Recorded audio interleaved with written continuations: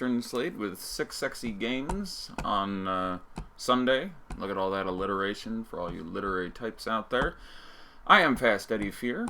Yesterday went very well, it seemed, judging purely by the ratio of nice comments to death threats on my Twitter timeline as we got to later in the evening. Let's like and retweet this here show. And get into breaking this shindig down. Let me get in there and actually open up that YouTube chat, because if the premium chat on Osmo.com and the Slack is not forthcoming with excellent questions, I shall refer to those of you in the general populace. I like the Sunday shows. We generally get fewer games. I can bullshit more. Few hundred less people watching, so I'm a little less worried about staying necessarily on topic. But my rankings for today are up and posted. The ownership is posted at Osmo.com, which I'm going to load up for reference as we continue on into this slate. But yeah, yesterday went fairly well, so let's try to do it again. Let us go then, you and I. TJ Warren has been ejected. So good thing that was on the early slate. Alright, so great question from Rinpack in the premium chat at Osmo.com. Any interest in the Gasol fuck you Fizdale narrative? I was just talking about that situation. So David Fizdale is the coach of the Memphis Grizzlies, and basically got into a spat with Marc Gasol, which started at least being based on Gasol not always being out there in crunch time, and Gasol being obviously a decade veteran of the team and the face of the franchise, didn't dig with that, and it just sort of got worse and worse, and then eventually it became a you or me type situation, and not surprisingly, Fizdale, who is very good at some aspects of coaching, good locker room guy, generally respected throughout the league, some X and Y issues, and I think his player development strategy, as we've mentioned, could do a little bit better. Was replaceable next to Gasol, so even though he was doing quite well after about a year and a half, I think, of the head coach in Memphis, they let him go. But it came up yesterday as an example of... so when that was all going on, a lot of people sided with Gasol, and a lot of the commentary was a great example of sort of this inherent, unintentional, latent racism. Not necessarily racism, but... overarching narratives we like to paint of pictures, which tend to be applied a little more frequently to white players, which can be sort of summarized as, I don't understand, he's older and mature and European and plays really good fundamental basketball. How could he possibly be a prat in the locker room? Which sort of cracks me up. Yeah, so it was funny because Gasol had this sort of reputation as being, nice guy, locker room glue, and then it seems like he sort of shoved Fizdale, under a bus and then picked him up and put him out the door. Maybe a little bit bitchy about it. I obviously was not there, but I always thought it was kind of funny where people were like, yeah, I really thought Gasol was, super locker room guy, and I figure he was just right and Fizdale was wrong, and it's like, well, why did you assume, I'm always to people like, okay, why did you assume that, Gasol was super great locker room guy, and they're always like,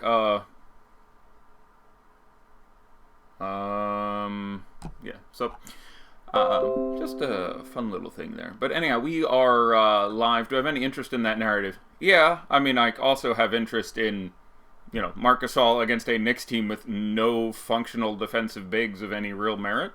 Vonleh's okay, and he'll get some time at the 5, but just the spot on its face is pretty nice for Gasol, but both he and Conley are pretty significantly priced up. So let's get into this slate, because every slate I think, oh, this is fine. I'm going to go through these 6-7 games in a half hour, and then we'll take questions for a half hour and get everything done, and then I get rolling, and, I look up and, hey, it's 2 minutes to lock. So let us get going. So again, I will say one of my favorite things about the NBA recently has been the quantity of games going off towards the beginning of the slate. Has been great. I don't know if this was in any way intentional, but it does seem to be significantly greater than in previous years, where, again, tonight we have 4 out of the 6 games going off at lock time, which is exceptional. Does all sorts of great stuff for us in the DFS community, and also leads to much more productive games of Daddy Like. Are they going to update ownership projections? I presume they will be updated. I would tag Josh Engelman or Osmo or someone else who does their ownership projections. And I'll talk about ownership a fair amount on the slate. And let's start talking about New York at Memphis. So, because there's nothing else I like doing more than patting myself on the back, I will go back 2 slates ago where we were talking about the Knicks in that situation. And Trey Burke was going to be uber chalk, and he was 50 or 60% owned. And I said, look, if I'm building one lineup, I would play Emmanuel Mudiay over Trey Burke. Not based on a higher projection. I didn't have him projected higher. I had him projected about 3 or 4 points less, but there was a very reasonable chance he would outscore Burke. I would have said it's about a 40% chance, maybe a 45% chance. They had just played the Pelicans a week before, and Mudiay had barely outscored them. They both had 30-something in that game, making them both just great at their prices at that point of, Mudiay was $4K, Burke was $4,700, but there was every reason in the world to think it could go sideways for Burke. A, he's Trey Burke, so he's not a consistent player. B, he's playing for David Fizdale, which is not consistent coach. And the ownership was going to tilt that way, and specifically on the main slate, we ended up with Trey Burke at about 55% owned and Emmanuel Mudiay at slightly under 2. So, yes, 1.9% Emmanuel Mudiay went off and outscored Trey Burke at 26 times the ownership by about 35. So, yeah, that worked out pretty nicely. So the Burke ownership is going to come down here. The Mudiay ownership is going to come up here. They're priced a little disparately on different sites. There's other value I like, and the matchup with Memphis is not a very good one. So yeah, there's all sorts of shit in play here. And again, we have Fizdale journeying back to Memphis. By the way, shout out to, I don't know where it is, but the same rent pack in chat for my birthday actually mailed me a Take That for Data David Fizdale shirt. I want to say the year before last, but enjoyed that, and that was very kind of him. So, now a collector's item. Not really, but... So, let's talk about the Knicks here. So, the last game there was a spirited discussion in chat, and that's my always nice way of saying someone was being a dick in chat, but there was a long discussion in chat about the Vonleh play, where someone was saying, Vonleh was a must-play, he had to be played in this spot. And I pointed out there were a number of reasons that wasn't necessarily the case, and basically the other person argued with me and 5 other people who had some idea what they were doing and kept saying, no, he's just because he's doing well doesn't mean he was a must-play, and that was apparently too complicated.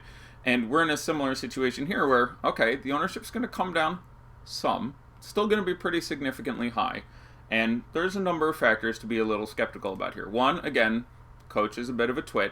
2, very reasonable chance of a blowout here, which he might not play through. Might just play through the whole thing anyway.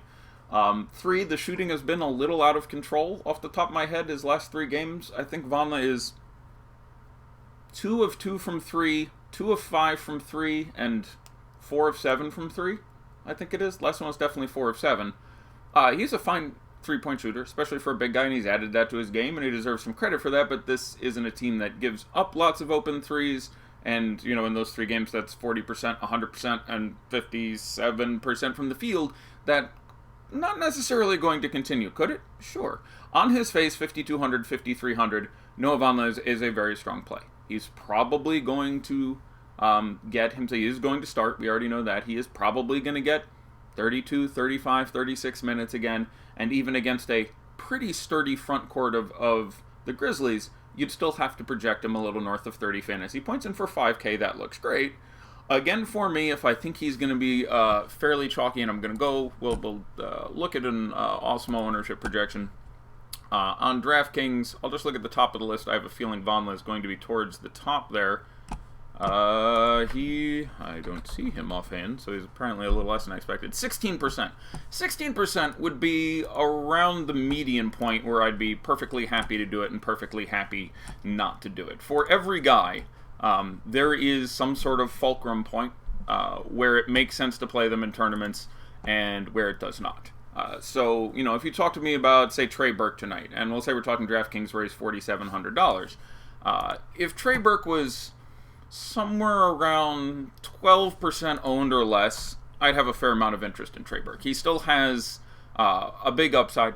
He can obviously get going. He can obviously get 30-plus minutes. He can obviously take every shot in the world and take over the offense. Now, last game, that role went to, out of nowhere, Alonzo Trier, who came off the bench and had his season high in points. I want to say 24, 25 points and some other stats, and at, I assume, 1% owned, ended up being a monster there. But there is some point, we can discuss where it would be, where I would have interest in Trey Burke based on that level of ownership. And so, that's really where the ownership is the play. If Vonleh's around 16%, that's around that point for me. You want to play Vonleh, there is some safety there. They want to give him the time. He's a very good rebounder, which always adds to your sort of safe floor. I think he has double-digit rebounds in 3 consecutive games, especially if you're playing on DraftKings. That gives you, a safer floor. More likely you fall into the double-double, and then even with just 10 and 10, not doing a hell of a lot else, you're at 24, 25 fantasy points if you do nothing else, which doesn't kill you at 5,300. So I know I'm supposed to just randomly fire strong takes, but Vonleh is a very do-what-you-want-to in this situation. 16% is around the number where I'd be interested. I thought it might be 25, 30%. I'll generally hedge the over on 16. That's just my gut. But basically do what the hell you want. Burke I just discussed. This, is a legitimately bad matchup. This is a Knicks team that, when I looked earlier today, was projected to score under 100 points today. That's pretty remarkable in today's NBA. You don't get that a lot. They were 99 and change, I think it was. So there's a real chance nobody here is good. I mean, this is a legitimately bad matchup. They are on the road. So anyhow, Moutier, I think I legit like Moutier on FanDuel. Has had some strong games. Still isn't going to be significantly owned. 4K there. Feels very droppable. DK at 4,400. I would not object to seeing him in a tournament, but you're asking for a ceiling outcome, and I think there's just other places you can sort of look around for that. Hardaway, on FanDuel, there's a number of other shooting guards I would rather play. The matchup is not exceptional. He has not been great against Memphis in the past. No reason to think that necessarily changes here for me. Never really going to be a day where you're going to put Tim Hardaway in a tournament lineup and I'll be like, oh, that's a mistake, because he can take 25 shots and just have a hot shooting night and make 15 of them, and poof, he's wonderful. But certainly not a spot where I'm like, let me get some Tim Hardaway in my life. Price on DK, a little more tolerable. Mario Hezonja just not getting enough minutes even in the starting lineup. I don't think that's right to do anywhere. We've talked about Vonleh.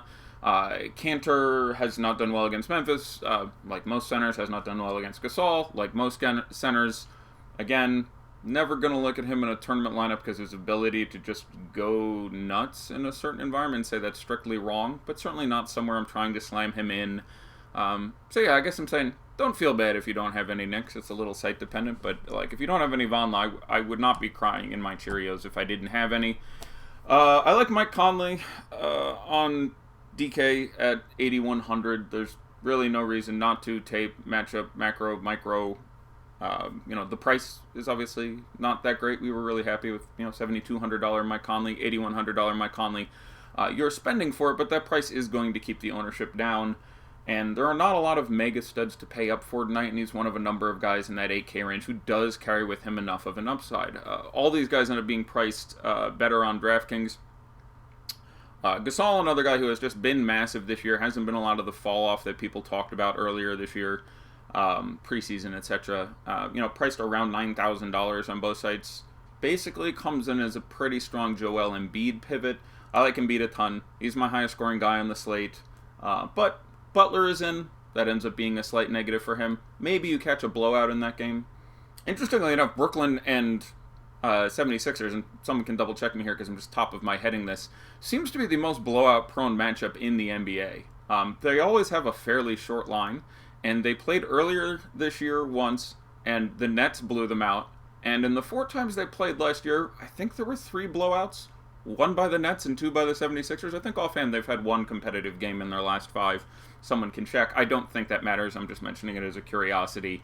I don't think that comes from anything. I think it's just a small sample size thing that struck me as interesting off the top of my head and probably was a waste of 30 seconds. Jaren Jackson Jr. makes sense in tournaments on both sides. Obviously, they've basically shredded the front court rotation to just Gasol, Jaren Jackson, and JaMychal Green.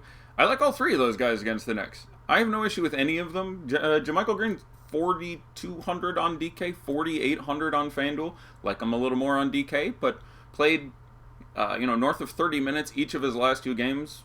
Under 5K, 30 minutes against the Knicks. Yeah, that's pretty exciting for me. So JaMychal Green, someone we can look at. Jaren Jackson, not as popular as he would have been a little while ago, can pick up threes and steals and blocks and just do the nasty left, right, and center. So like that, Gasol really doesn't need much more discussion there. This is generally more than I want to pay for Kyle Anderson. But again, Knicks pretty sloppy, hand out a fair amount of turnovers. And again, they've really condensed their rotations into 6 guys playing 30 minutes a night. You have the 5 starters of Conley, Temple, Anderson, Jackson, and Gasol, and JaMychal coming off the bench each of the last couple games. Those guys all getting 30-plus minutes. This is taking something away from Shelvin Mack. Again, you want to play Shelvin Mack. He's cheap enough where even with him now probably getting low 20s in minutes instead of the 30-plus minutes he was frequently getting a while ago, he still played really well, and it's the Knicks, and a blowout isn't incredibly unlikely, so feel free to put some Shelvin Mack in your life, but at their prices, I would probably rather Temple than Kyle Anderson. But no one in this game against the Knicks you should look at in your tournament lineup, certainly, and be like, that doesn't make sense. We'll leave it there for now and come back to it if anything else comes up that isn't great. Let's look at nearly an opposite game for me, Toronto and Miami. Do not greatly like anyone here. Again, this Heat team is going to go from difficult to target now to just dreadful to target when all these guys get back. We're going to have Goran Dragic and Tyler Johnson back fairly soon. We've already got Josh Johnson, neck tat. We've already got James Johnson, revenge, by the way, back in there starting already, so that's starting to muddy the front court a little bit. Dragic and Johnson will be back soon. Dion Waiters will show up eventually. Winslow is going to play, I'm pretty sure we've had confirmed, even though he was questionable for a while. So, yeah, it's a bit of a mess here as far as minutes go. Now, certainly many of these guys are playable. 6-game slate isn't that big, but talking about the Heat, this is also a pretty shitty matchup. You're going on the road into Toronto. I should talk about heads-to-heads. The only person on the back end of a head-to-heads is a heads-to-heads. For some reason, I'm having trouble saying head-to-head. The Kings played last night, and tomorrow, I don't have it up, the Jazz and the Hornets play again. So, relevant to look at things there. Probably most specifically when we're thinking about the Hornets, there is a real chance they push Atlanta's shit in. And then, they are trying to get Kemba out of there a little earlier because they have to play again tomorrow. So I do think that's relevant looking at, your shares of an expensive Kemba Walker in obviously somewhat of a dream spot. I do think, there's a real chance that they're going to try to be a little more cautious with him. We've seen this already this year out of Borrego. Back to the Heat. Josh Richardson on DraftKings, probably the guy I'm happiest playing here. 6,800. That's pretty safe and cashy. I'd still project him for somewhere around 35, even in a pretty shitty matchup. But you keep Goran Dragic out of there. I mean, it's Josh Richardson has not scored 30 fantasy points against the Raptors in his last 10 tries at least. I can't remember him ever doing it before that, and this is including some Raptors teams that were a little more vulnerable on the wing. You have all hands on deck there with a pile of very decent defenders. He's almost more of a cash game play for me. I think you still probably get 32, 33, 35. Sure, there's a chance of an upside there, but again, this game not horribly appealing to me. But Josh Richardson at that DraftKings price makes a fair amount of sense. I like paying down for a lot of the more bargainy small forwards on both sites today. I like JaMychal Green, who doesn't play a lot of time at the 3, but is oddly eligible there. I really like Jay Crowder and Ingles from that game with Sacramento, which is probably my favorite game of the evening. So I don't think I'd have any, but it's it's important. You're still talking about Josh Richardson without Goran Dragic. That does carry some degree of security and some degree of upside. Wayne Ellington, I presume, will get the start again. At the 2, came up with a good game against the Bulls, which is, again, easier to do against the Bulls, but basically a half dozen games consecutively before that had about 20 fantasy points. Again, not out of play, 6-gamer, but same spiel. Would be an odd spot for him randomly to pop off. Same thing with Magruder around 5K. Is it there? Sure, but it's pretty damn unlikely. James Johnson makes a little more sense in tournaments on both sites. I think someone is complaining about ownership again. That is not, unfortunately, my corner of the store. I can't speak to that. I do apologize. Hopefully they update it. I'll happily answer what I perceive ownership questions to be during the question and answer. The Heat will start Richardson, Ellington, Magruder, James Johnson, Whiteside. Okay, so what we expected and coming in right on cue. Nice job, universe. So anyhow, James Johnson, a guy who can pick up lots of steals and blocks, has not looked incredible since he's come back, but last game we did see him go back to 27 minutes, I want to say. So 4,700 on FanDuel, still kind of droppable at that price if you needed to. Can randomly pick up a pile of steals and blocks, but the matchup is shit. Whiteside without Dragic, again, seems like a guy who would pretend a lot of upside, but the matchup with the Raptors has not been friendly for him. Ibaka handles him fairly well. Valanciunas handles him fairly well. Would never look at Whiteside without Dragic in a tournament as wrong, because there's always a big side, and that actually increases his upside, but pretty unlikely to get there in this spot. Wade had, 23 and 25 minutes last game. Not a great spot against, all these competent defensive wings. Rubio ownership projection without Mitchell out. Yeah, that's going to be pretty significant. I imagine he is not as highly ranked here as I expect him to be. Pretty good. I'm going to say much higher than our ownership projections show now. I would think he would end up being in the mid to high 20s. So I'll say like 27.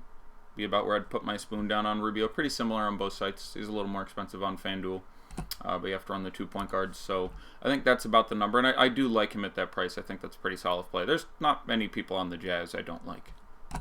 We'll get there as soon as we can. So that's enough talking about a Heat team where I really don't like anyone. Lowry, 8K on DK is still sort of cheap enough. You can run that out there.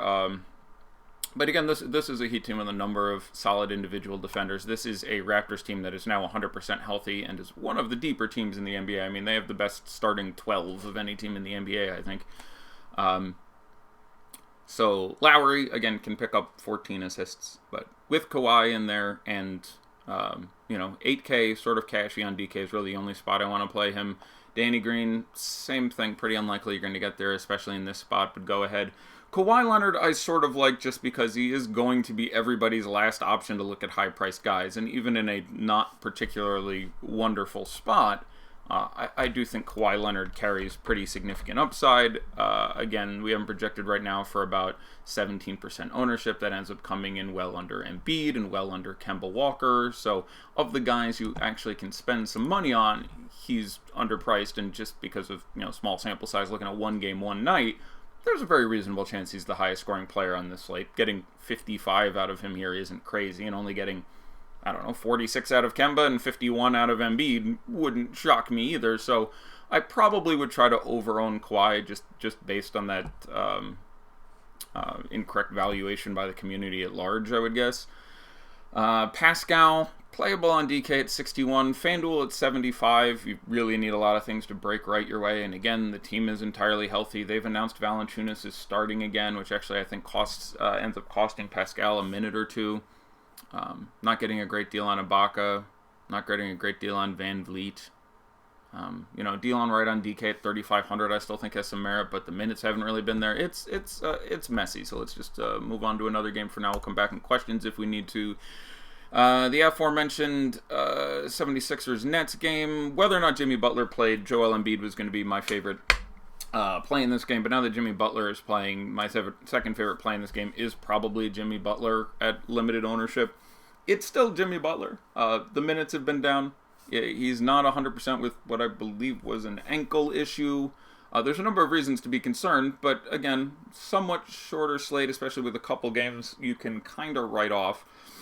7,200 on DK is cheap enough that now that we know he's playing and starting and they've said he won't have a minutes limit, seems like a reasonable place that you can go with some sort of kind of safe floor. And the fact that he was questionable all day, he didn't figure into anyone's plans from the beginning of the day, so the ownership is lower than it's going to be. And again, I stand by my frequent claim that just playing guys who were questionable and then play is generally a long-term profitable strategy. So Embiid, most expensive player on the slate, is going to do whatever he wants to tonight. Has been fine to very good against this team in the past. Got into some foul trouble actually against Jared Allen. I think accrued most of them on him. You ended up getting a decent game out of Jared Allen, who's in play on tournaments on DraftKings. I don't have a problem paying $5,700.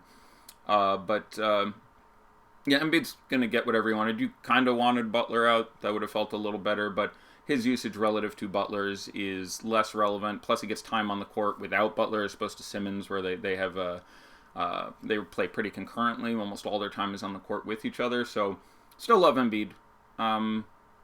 Going to be pretty chalky. I would end up overweight on Embiid. I like him a lot. Simmons fine to play. It is Brooklyn. Again, oddly, there seems to be any reasonable chance either of these teams will blow each other out. But Jimmy Butler coming in was bad for everyone in the game except for Jimmy Butler. You end up with the 76ers picking up another solid wing defender, we'll say, another mouth to feed. Takes away what could have been some exceptional Ben Simmons usage, takes away what would have been some extra shots for J.J. Redick, although his efficiency will go up a little bit. It'll cost him more than that in time there. You don't get extra minutes now for Shamet or McConnell or Muscala, and Wilson Chandler loses a couple minutes and a couple shots. So Butler going in sort of durfed the game a little bit. In this matchup with the Nets, who are playing much slower this year, you can still take shots on any of these guys. Simmons has a pretty safe floor. Pretty surprised if he doesn't get 40 here, and he does carry ceiling. Has not been as bad with Butler there as I expected. Rondae Hollis-Jefferson starting. Nice to see. And I will say, historically, although you're now dealing with more Wilson Chandler and more Jimmy Butler and less Dario Saric, power forward against this 76ers team, a spot we liked, although with the trade, I think most of that advantage is gone. But that makes Rondae a pretty exciting tournament play at this point. You have to hope that the minutes, come up to a more appreciable level, even with him starting. They've been all over the place. Last game he was back down to 20. We haven't really seen higher than about 26, 27 at any point since he has come back. And again, the matchup I feel to be less good than it used to be, but still having LeVert out, a lot of usage to go around there. So I'm not particularly in love with Dinwiddie or D'Angelo Russell in this spot, and again, they're priced pretty inappropriately, one on each side. D'Angelo Russell I would obviously rather play on FanDuel. He's dollar for dollar, a couple $100 cheaper. He's also shooting guard, I was going to say eligible, but shooting guard only, and has been really efficient against the 76ers in the past, and that is relevant for still getting some time against systems, some time against Redick. I don't have it up in front of me. If somebody pulled up his logs against Philadelphia, you'd see, even going back to Lakers days, but he's had better than a fantasy point per game against them almost every game, and frequently like 1.5. He has, 30 minutes, 40 fantasy points, 25 minutes, 40 fantasy points. So some pretty nifty games there. I didn't have time to get into the numbers there, but my notes just generally tell me I like him against that system. But, again, pretty significantly more expensive on DraftKings than Dinwiddie, who, again, just is pulling in his 30 minutes, 30 fantasy points pretty regularly and does carry with him an upside. So FanDuel, I'd obviously rather play D'Angelo. DK, where you're saving $1,700, I'd probably rather run out Dinwiddie. But I have no issue playing the contrary guys, even where Dinwiddie is $700 more on FanDuel. Certainly in play-in tournaments, and Russell on DK still just fine to play in tournaments, but I think it's worth taking the savings there for neither guy ending up being that highly owned. Russell, again, obviously has had the minutes disappear again, which is pretty frustrating, especially with LeVert out there. You would just think they'd prioritize his development a little more. But the ceiling exists. Even if he gets 25 minutes, he can randomly bust out 40 pretty easily. And, there's a chance he gets 33 minutes and 50 fantasy points again. So I'm back on that train. And I've generally had a good record with him this year. The rest of all the wings here is shit. Having Butler in makes it more shit. So Rondae would definitely be the next guy I would look at this point. Sticky power forward position on FanDuel, 4,900 on DK. Yeah, that makes sense to me. I'm not worried if I don't have him in there, but have enough interest now. Maybe he gets 30 minutes. Can certainly still get there even if he gets 26. But this Nets team is a mess. They're not quite Hawks' version of shitty minutes distribution, but they're bad. Most games you're getting, two guys getting 30 minutes. So I don't think I'm bothering with Jared Dudley. You can Joe Harris if you want to. I can see him randomly getting there here. Same thing with Alan Crabb. More inclined towards Harris on FanDuel, Crabb on DK, just for their prices if you're looking to skank this game, but nothing particularly wonderful beyond that. Again, Jared Allen in tournaments on DK. makes some sense. If you look at his games against Embiid, you had a couple games where he got into the 30s and a couple games where he ended up in the teens, and I do think that's a fairly good statistical representation of how frenetic this matchup will be. So Rondé getting the start. Pick him up in your season leagues. That was just a matter of time, but we are apparently there. Let's go on to Charlotte and Atlanta. Again, all sorts of uncertainty in this game. Significant over-under, so we like to see picking up a fast game here. This number has been updated a couple times. I'm curious where it sits now. Down a couple points to 228.5. Tony Parker will dress but not play, I believe, is the last bit of news. And Michael Kidd-Gilchrist is back. I'm actually going to look that up because it's fairly relevant for a couple things. And for some reason, I'm not 100% certain on it. All right, MKG will not play. Okay, that's important because it opens up a couple other guys for us to look at here. So obviously, Kemba, the guy who is getting all the usage and carrying all the water on this team. These two teams played once already this year. Kemba put up his 50. I'd probably project him at or maybe a point or two under that. Stellar matchup with the Hawks. Not a lot to add. You are obviously spending a lot for him. Points per dollar, I probably don't like him as much as, say, Rubio or some other guys, but he has shown he has 60 real point upside this year, and this game could stay close. They're in Atlanta, which is certainly what we like to see if we're targeting starters from this game. Not a ton to add for Kemba. There's all the upside in the world there. He's just limited by the fact that he's not Russell Westbrook, he's Kemba Walker. And the game has, some reasonable chance of blowing out. And his price is, on the high end you're going to spend for Kemba Walker. But again, especially on FanDuel where he's just $9,400, that's a really nice price. $98 on DK. Obviously nothing wrong with doing it. Has a pretty safe floor. Does have a big ceiling. Not a ton to add there. Jeremy Lamb's price has come back up to where he is appropriately priced. Some negative correlation with basically any of these, not really any of these players. With Lamb and Batum versus Kemba, if Kemba's really going off, Lamb and Batum are a little less likely. You'd want to sort of double those up if you're game stacking this game, obviously. MKG being out and Tony Parker not likely to play opens up a couple interesting guys. I've had a couple people asking me about Malik Monk. Malik Monk was literally out of the rotation last game, so I'm not going there. We had Tony Parker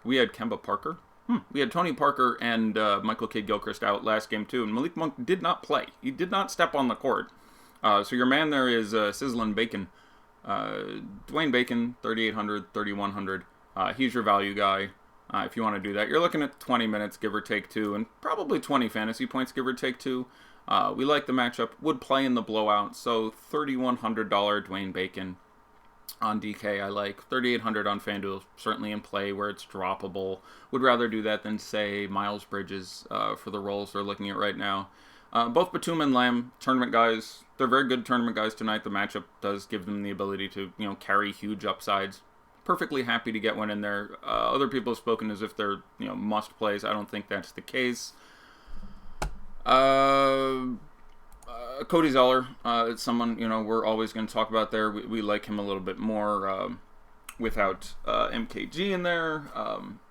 People have, again, spoken of him a little more glowingly than I would. I think he's just fine to play. I think he generally has a fairly safe floor. But again, these two teams played once this year, and Cody Zeller played 27 minutes, give or take a minute or two, and had like 12 fantasy points. So, there is a floor there. He's fine. There's a ceiling there, too. But, I'd almost rather Alex Len in tournaments. I would almost rather look a couple other places for what I think ends up being lower ownership and similar or greater upside. So I randomly have the game log up in front of me, and it's a good segue to Marvin Williams. Marvin Williams had his best game of the year in this matchup previously. 3,800 on DK is cheap. 40 low something on FanDuel. Perfectly fine, especially if you can drop him. Had 34 fantasy points with 20 points and 8 rebounds. Only 1 steal and no blocks, which again he will generally do a hair better than. But Marvin Williams makes sense as a punt.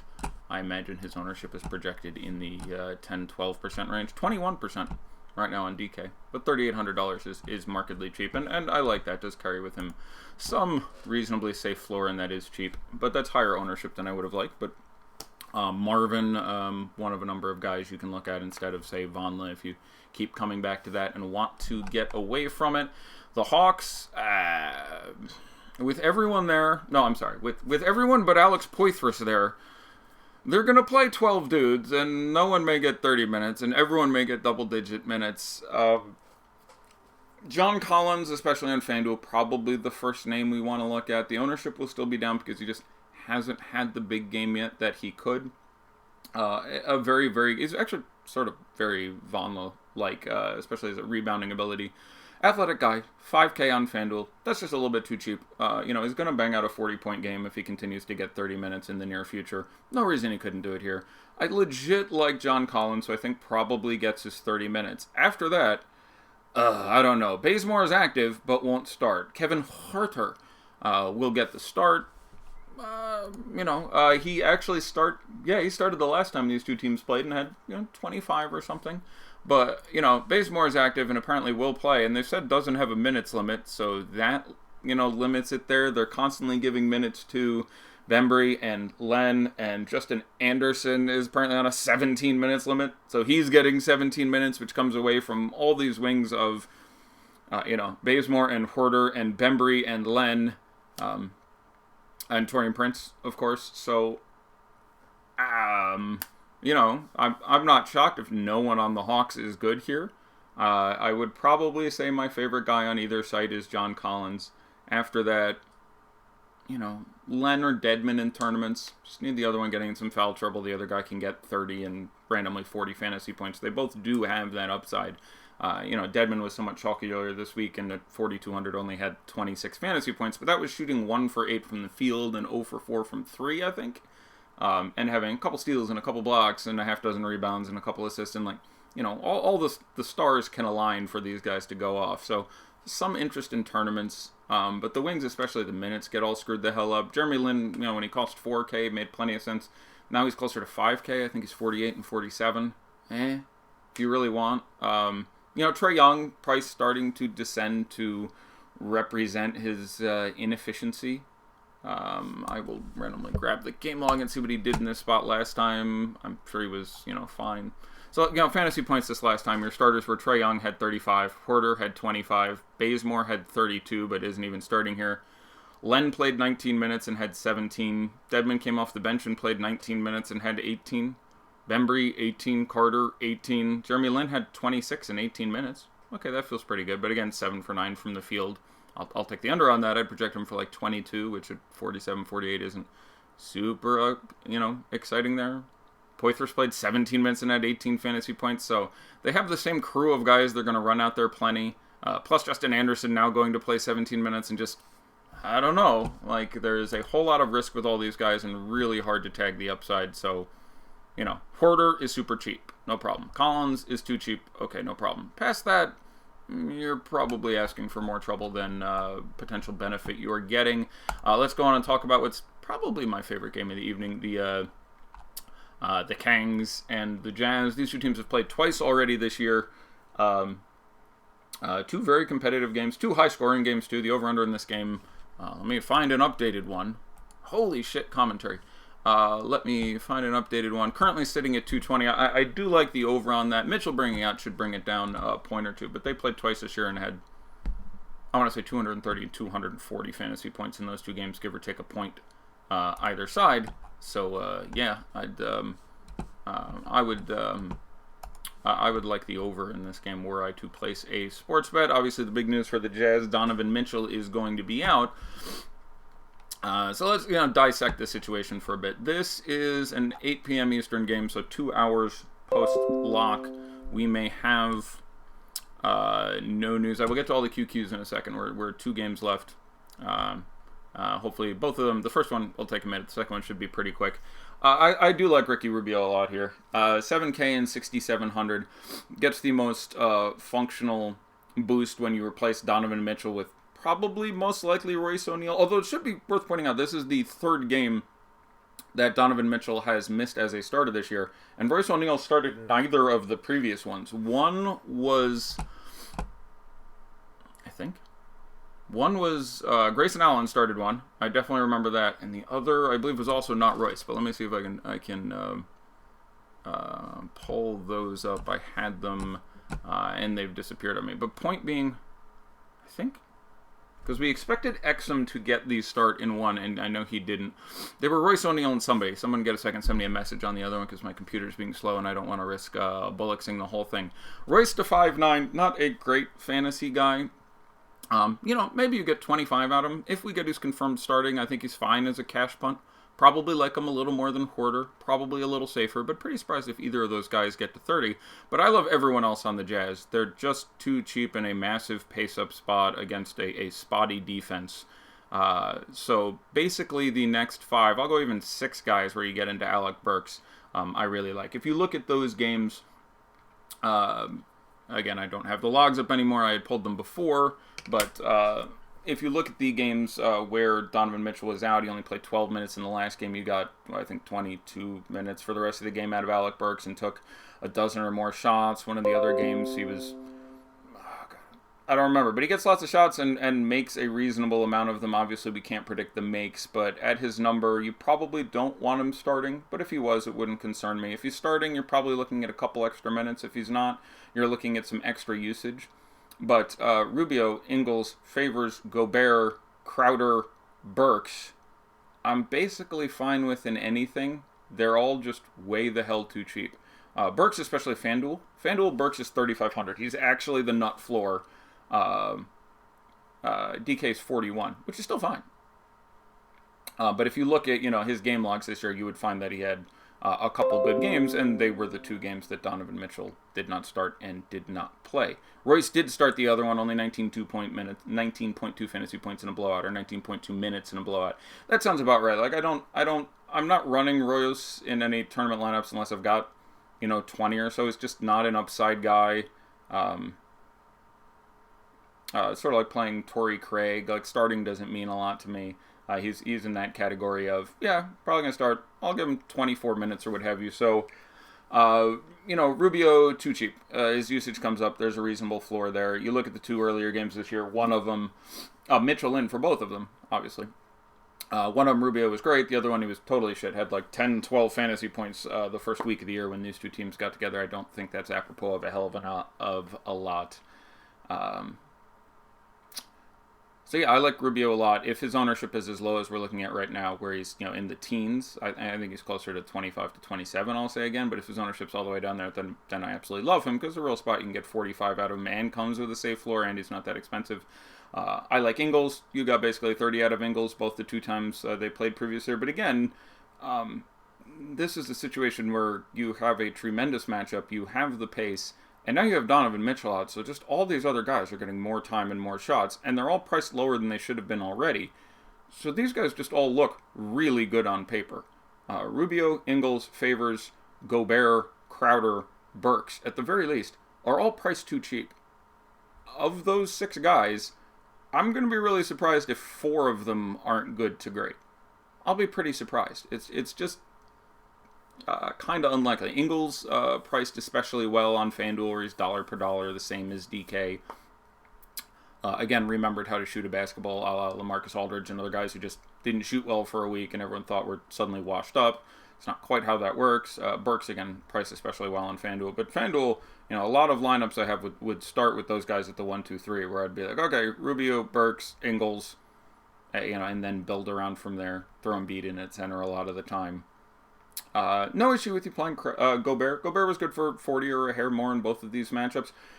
Generally on DK, I would actually rather play Willie Cauley-Stein, who at 6K is a little underpriced and has played really well against Gobert in not an irrelevant amount of time on the court against each other. You're talking about a couple hundred minutes, and I think the ownership will be low. A lot of people just reduce it to, I don't want to play centers against Gobert. I'm more worried about playing, guys who drive and kick in the lane, guys who try to finish at the rim against Gobert more than I am against opposing centers in general. And don't sleep on Crowder either at 4,900, 4,400. Those are, again, just exceptional prices. So, again, I guess that's probably enough. That's about how I rank those guys. But, yeah, I would have a good bit of Jazz here. Word of caution, they play again tomorrow. I guess that's relevant. So, Kings maybe been playing over their heads the last month. Maybe get their ass kicked. Maybe the starters come out early. Like, if I was trying to find a reason to be worried, that would be it. But Generally like them. So again, looking across the ball there, this is a nice situation too, because again, they have nice sort of focused fantasy production, and now Shumpert is out resting. So these games have been productive for this team, and they've, I mean, I'm gonna actually just pure game log watch this for a minute. So looking at, so the second game, so when these two teams played first week of the season, here's basically the relevant players on both teams. Ready? Here we go. Gobert, 40. These are just DraftKings points. Gobert, 44. Ingles, 40. Favors, 32. Rubio, 10, which I mentioned. 11, I suppose that is. Crowder, 20. Burks, 26. And that was with, again, Donovan Mitchell in. So, again, everyone's pretty good there. For the Kings, Willie Cauley-Stein, 44. De'Aaron Fox, 41. Buddy Hield, 31. Bjelica, 34. Marvin Bagley, they weren't really playing yet, but 12 in his 12 minutes. Okay, so basically almost everybody was good. Let's go ahead and look at the second game here. De'Aaron Fox, 46. Willie Cauley-Stein, 37. Buddy Hield, 24. Guess you're not happy with that. Shumpert, 24. Again, he's out. Bjelica, 33. Bogdan was in by this point. 31. Bagley, 26. Okay, so again, basically everybody's good for the Jazz. Ingles, 30. Gobert, 41. Donovan Mitchell, 46, and again, he's out now.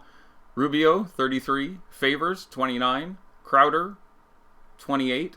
And Burks, only 10, but only 16 minutes in that game, where I think that's probably 24 to 27 tonight. So, yeah, everybody's good every game. Now, obviously, it's not going to go that well every time, but when you take Shumpert out and the extra minutes that gives you for Bogdan and the little extra minute security you get for Bjelica and Hield, and when you take Donovan Mitchell out of there and all the usage that portends and has to be spread around, yeah, go ahead and get yourself some. See if I want to add anything beyond that. Bagley's still just too cheap on DK, where he's 4,700. Going to be inconsistent, as rookies are, but there's a massive upside there. Hield probably the one I like the matchup for the least, but 6,100 and 5,400 is just too the hell cheap. Fox is priced up now. It's 8,000 on FanDuel, 7,700 on DK. It's not like when we had $6,100 De'Aaron Fox recently, which is just ridiculous, and I think may have been in this matchup. But he put up 40 both times they played this year. I'm not concerned with any amount of exposure to Fox. Bjelica, we can think, maybe starts getting 26 minutes again, as opposed to getting 19, which we've seen a couple times recently with Shumpert out. Feel really safe in our minutes for Bogdan, whether or not he starts. It's worth looking for spot starters. If you randomly get the Frank Mason start with Shumpert out, maybe you get a Yogi Ferrell start, something weird there.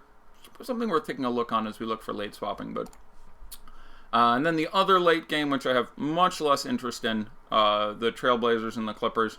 Don't get me wrong, lots of guys here who, contain a ceiling, but just when you look at prices for most of these guys, it's really hard for me to like them, just compared to that one other game, let alone several of the other games this evening. So, talk about the Clips for a second here. Shai Gilgeous-Alexander, not a big upside guy, priced 51 and 57 at this point. Obviously, 51 at DK, a little more exciting, but very safe. And you could certainly hit an upside, so I don't have any problem if I land on him, but I'm certainly not targeting him. Fair amount of interest in Avery Bradley, who is back and getting like 30 minutes. 30 minutes feels pretty good. Yeah, just now I'm moving my microphone up.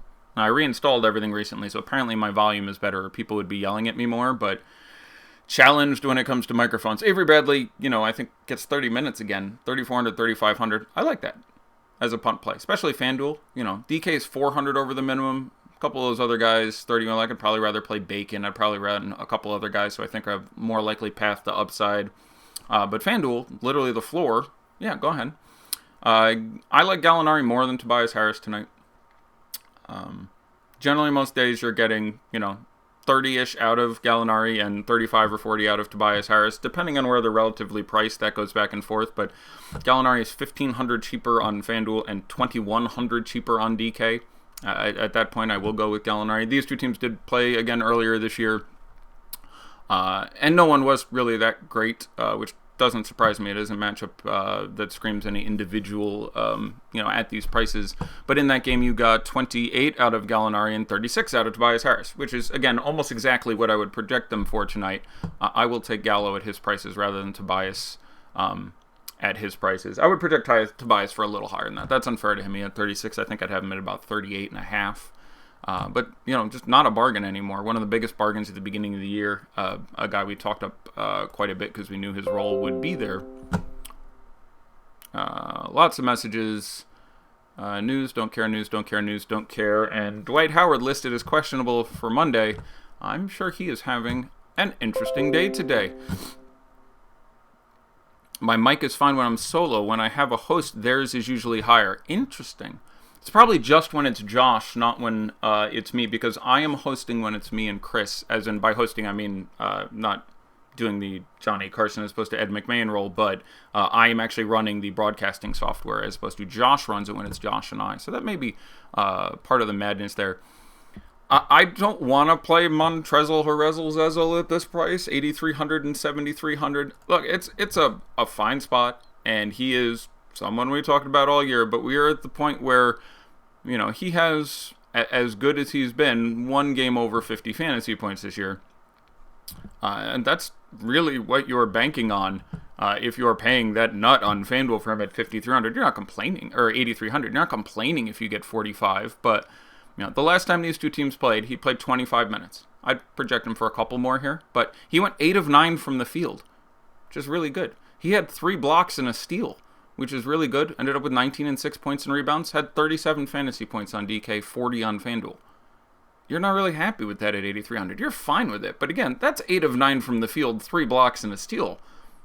That's pretty good. So I'm obviously not going to have any issue if you want to run Montrezl out there. We have seen 60 out of him. Sure, you could get 60 here again. I think maybe even at this point a better cash play than Tobias Harris, which feels weird. But just the price is up there, and the matchup with Portland isn't one you're jumping up and down over. Gortat, if you're running a billion lineups, I guess I can see they certainly don't mind bodying him up against Nurkic. And Pat Beverly, reasonable to do in tournaments. Either site makes some sense. Can bang some three-pointers. Can get plenty of steals, which, you know, gives him some merit on FanDuel. But the minutes have been way down. He's somewhere between, I think, 19 and 25 over the last 3 games. So have to be pretty deep in until I went there. Again, Trailblazers, you know, we're going to have both Seth Curry and Mo Harkless back. That makes the minutes a little less sexy for everybody. Lillard, too cheap on FanDuel, 9,300. That feels pretty good. Again, he and Kemba, I think he ends up being basically sort of the tournament pivot off Kemba. I do expect Kemba to have higher ownership than Lillard. Right now, for example, we have Kemba about 5% higher. That sounds about right.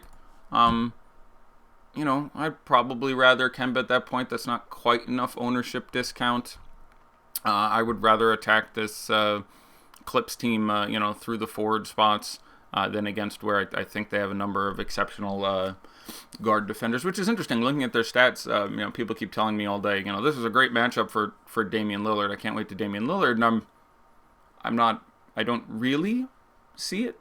But statistically, this Clippers team maths out as having been, just in the interest of full disclosure, not as good defensively at the guard positions as I thought they had been using just the eye test. I'll put it that way. So we're down to 6 minutes. Lillard, McCollum, both of them are fine to run in tournaments. McCollum probably fine to run in cash, but I think you can do better most places. I don't really want to deal with the small forward, jacked up Layman, Harkless, Turner situation today. I would play Turner if any of those guys. I do like Nurkic. I think Nurkic does have a really big upside. Fouled out, I believe, last time they played. I will look it up. I recall him being liking him in that game and him not doing well. Let me figure out what we had there. Nurkic, 23 minutes, 4 of 12 from the field. Fouled out. 16 and 9 with 3 blocks. Only about 35 fantasy points. Yeah, I like him to not foul out frequently in this matchup and play 30 minutes and have, 40-something fantasy points. So Nurk probably my favorite guy from this. Moving on, let's look at some questions here. Clicking over to the premium chat to take a look at that. Conley, JaMychal Green, or Shai and Montrezl? I would run Conley and JaMychal Green. DK utility, $4,400 left. I like JaMychal Green. I like Jay Crowder. Jay Crowder would be my guy if you don't have him in there already. Are 3 Kings and 3 Jazz players a bad idea for a DK GPP? I think it's a tremendous idea for a DK GPP. How are you? Gallinari or Ingles single entry DK? Yeah. I will generally just like Ingles there. I like Gallo a lot, but I just love that Jazz game and taking Donovan out of there and the pace and the Kings. It's just too good for me, so I am going to play Ingles. Would you go Josh Richardson and Embiid or Fox and Kemba in a DK tourney? I'd probably go Fox and Kemba for, a little bit better ownership, but, not playing Embiid tonight, you are accepting just a risk of not playing Embiid on this slate. Kemba's minutes have been unaffected the 2 games. Parker's been out too. Yeah, that wouldn't change anything. Will Monk run more point? Again, yeah, Monk didn't even play last game. So, Bacon is your guy to go with there. But I don't think Parker being present or not has anything to do with anything. My concern there with Kemba minutes is, A, possible blowout, and B, they play again tomorrow. That's why I have, some lingering concern with Kemba. But just Kemba, who has shown 60 real point, 80 fantasy point upside not that long ago against the Hawks, still running the whole damn team. Lillard and Cauley-Stein or Kemba and Collins, anyone? I'd probably go Lillard and Cauley-Stein, but very close. Vonleh or Bagley in a FanDuel GPP? I would run Bagley. I'm looking to get away from Vonleh in tournaments when I can. Again, absolutely fine to run. And again, his ownership looking to be a little lower than we had previously projected. Let me take an updated look at our ownership and then take a look at, apparently more news has hit. Grizzlies starting who we expected, Hornets starting who we expected, and news from Monday, so that does not change a hell of a lot. Dedmon and Cash. I think I would rather play Marvin Williams, who probably fits your profile a little bit better. Dedmon, I think, is a much better tournament play, but I think I would play Marvin Williams in Cash, given those guys. JaMychal Green, if you randomly had the money, feels a little bit better for me. Kemba versus Lillard, yeah, again, we've been through this. Fairly similar. I probably am playing Kemba in a tournament because I just think it's a little more likely you get, Gigantor upside. If you tell me one of these guys isn't going to score 70 today, I do think it's a little more likely that it is Kemba than Lillard, and if you're paying that number, that is really what you're paying for. Hopefully he goes slate breaky on you. So I think I'm a little more inclined to play Kemba there. Let me look over to the YouTube chat. Missed 184 messages. Okay. Conley or Lillard, I don't know how to compare those two. Obviously, you're spending significantly more on Lillard. I am a little more excited to spend on Conley at his price. So which do I like more in general? I will say Conley. Pay up for Embiid if running one line. I'm inclined to, and I think there's enough value to support it. It's not a must. Bagley, Bielitsa, or Jingles. I'll probably go Jingles, Bagley, but like both those guys quite a bit. Fox and Bogdan or Rubio and Dinwiddie. Yeah, I think Fox and Bogdan is your tournament lineup there. Rubio and Dinwiddie a little bit safer. Miles Bridges or Joe Harris. We're going deep. I will go with Miles Bridges there, but don't feel great about either one. Burks or James Johnson. I like Burks more. But again, 4,100, both a couple guys who carry a lot of Rubio. Somebody doing the hook narrative for Rubio. That's fun. Crossing your fingers, Rubio will play at 8 o'clock, still no word. Yeah, you're carrying some risk if you run him out there at FanDuel, although that is amortized by the fact that you are also, he's got that giant GTD stacked on him. He's probable. Probable tends to play about 96% of the time in the NBA, so I'm actually glad he has that tag on him, but worth mentioning if you didn't realize it. Some risk on Rubio actually suiting up and playing. Thoughts on Jared Allen? Perfectly good in tournaments at 5,700 on DK, 6,800 on FanDuel. Would not be one of my favorite center plays. I'm finding $500 more for Cauley-Stein or $800 more for Nurkic, or I would even rather run Cantor for $200 less or Valanciunas for $1,100 less. So it does end up being a bit of a price play. Hard to see Gigantor upside out of him here. Other guys, Bagley or RHJ. Yeah, I'm going to go with Bagley in that game and feeling a little better about the minutes especially. You're rocking Burks and Cash, fuck it. I think that's just fine. Put your thing down, flip it, and reverse it. Rubio is easy to pivot from tonight on DK if he ends up out. Yes, there's a number of places to go with his spot there. If he ends up being out, he can pretty quickly turn into... That's an 8 p.m. game, so you have, Trae Young if you have to, which doesn't feel great, but it's just, dreadful.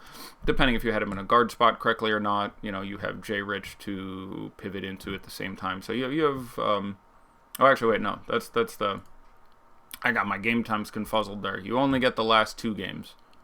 So let me look at that again for a second there. Hopefully you have the 200 for McCollum, works fairly well. But I have a Rubio plan. It's worth taking a minute right now. Lock time. Yeah, we locked everybody. So again, 4 out of 6 games have locked. We will do a real quick daddy like here on the situation. So yeah,